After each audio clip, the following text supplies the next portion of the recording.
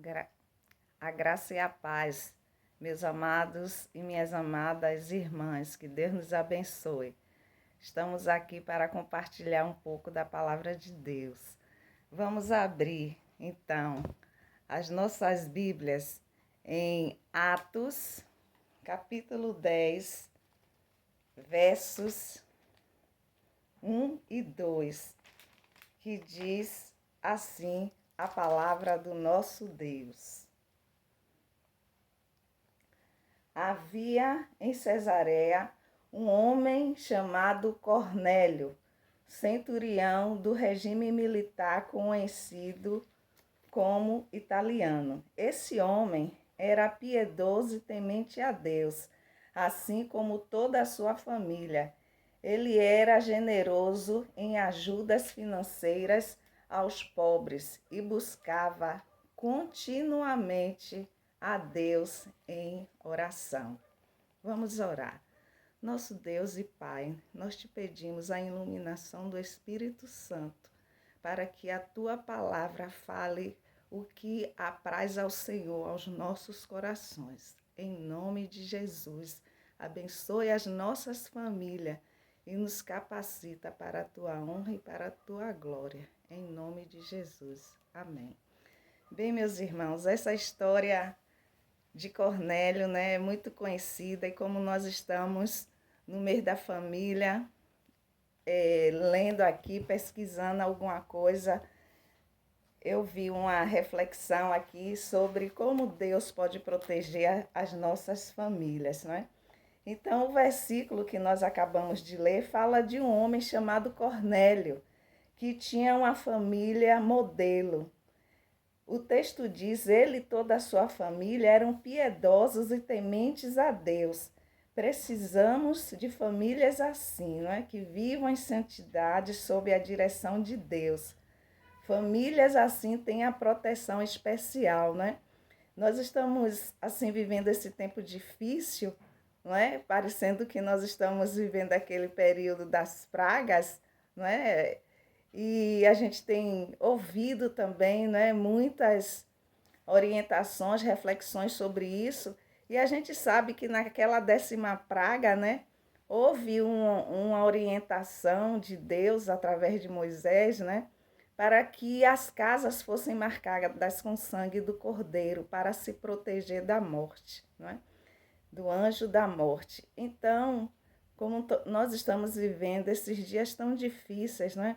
Assim como Cornélio, na sua época, também viveu, e ele, como homem piedoso, teve que buscar a Deus, teve que buscar a proteção de Deus, não é? E a gente percebe, então, que pessoas precisam, né? Nossas famílias precisam dessa proteção nesse tempo de crise. Então, Deus está conosco nesses tempos, não é? E uma coisa que a gente pode aprender, eu queria destacar 3 coisas. A primeira dela é a oração, que Deus responde às orações. Deus respondeu à oração de Cornélio.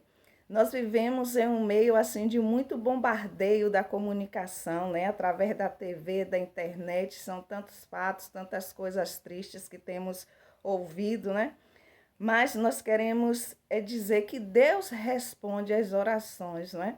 Então, para Deus nada é impossível, né? E a gente vê aqui nessa parte que nessa oração, nessa persistência que Cornélio tinha de oração, no verso 3, diz o seguinte, que certo dia, por volta das 3 horas da tarde, ele recebeu uma visão de forma clara, viu um anjo de Deus que, se aproximando dele, o chamou pelo nome, Cornélio. Né? E no verso 4 diz, estarrecido e com os olhos fitos no anjo, indagou, que é, Senhor? Ao que o anjo lhe comunica, tuas orações e esmolas aos necessitados subiram como oferta memorial à presença de Deus. Agora, envia alguns homens a Jope e manda chamar Simão, também conhecido pelo segundo nome Pedro. Ele está hospedado com Simão curtidor de couro, cuja casa fica à beira-mar.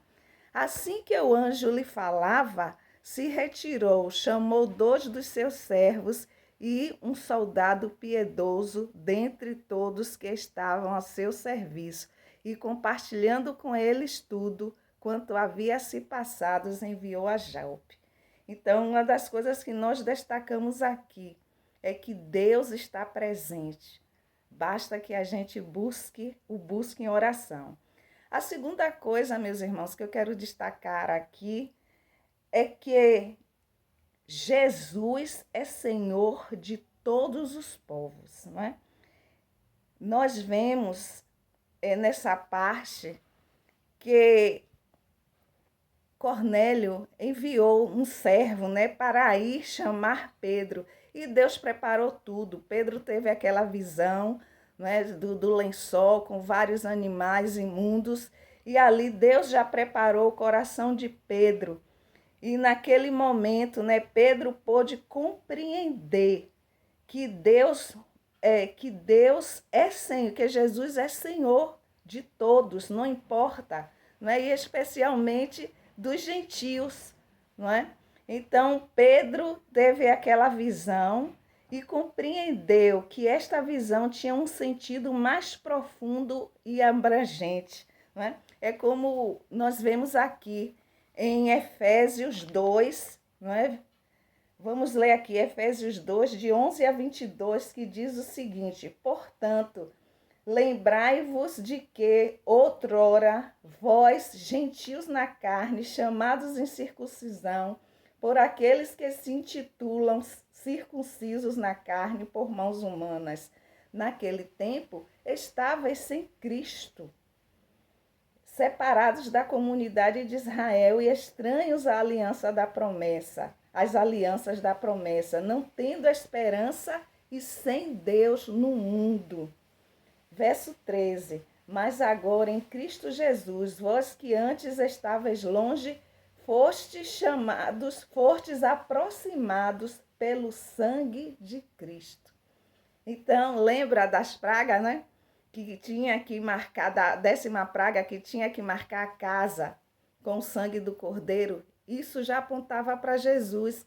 Então, aqui, nós também temos essa certeza de que as nossas vidas, nossas famílias, nossos filhos precisam dessa marca pelo sangue de Cristo. No verso 14, ele diz aqui, porque ele é a nossa paz, o qual de ambos fez um, e tendo derribado a parede da separação que estava no meio, a inimizade, aboliu na sua carne a lei dos mandamentos na forma de ordenanças, para que dos dois criasse em si mesmo um novo homem, fazendo a paz, e reconciliasse ambos em um só corpo com Deus, por intermédio da cruz, destruindo por ela a inimizade. E vindo, evangelizou paz a vós outros que estavais longe, e paz também aos que estavam perto. Então a gente percebe, né, como Deus teve o seu plano perfeito de salvação para as nossas famílias através do Senhor Jesus Cristo.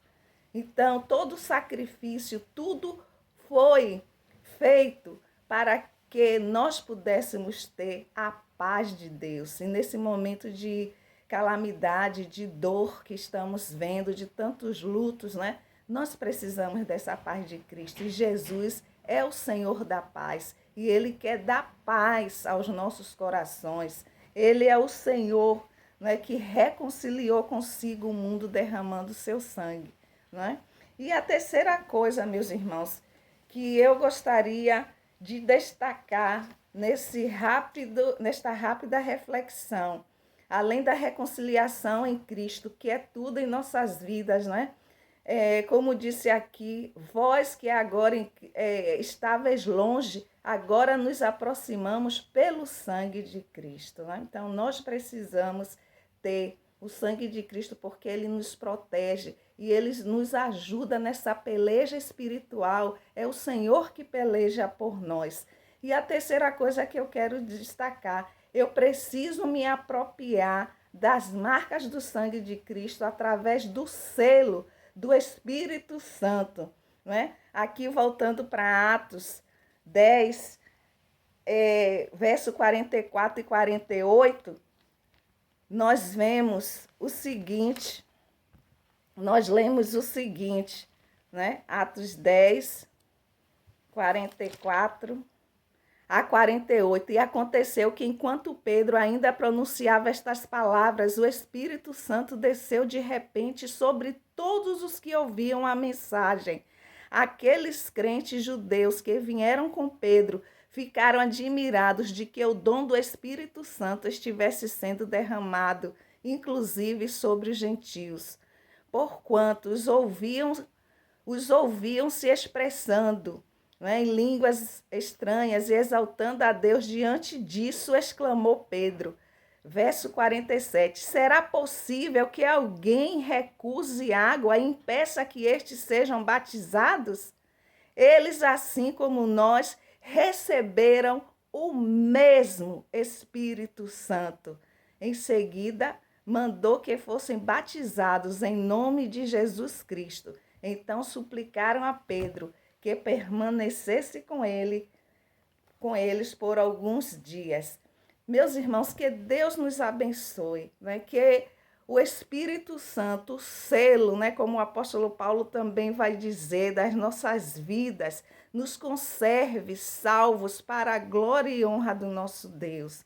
Diante dessas calamidades, diante dessa crise da pandemia que nós estamos vivendo, que o Espírito Santo nos ilumine e nos guarde de todo o mal.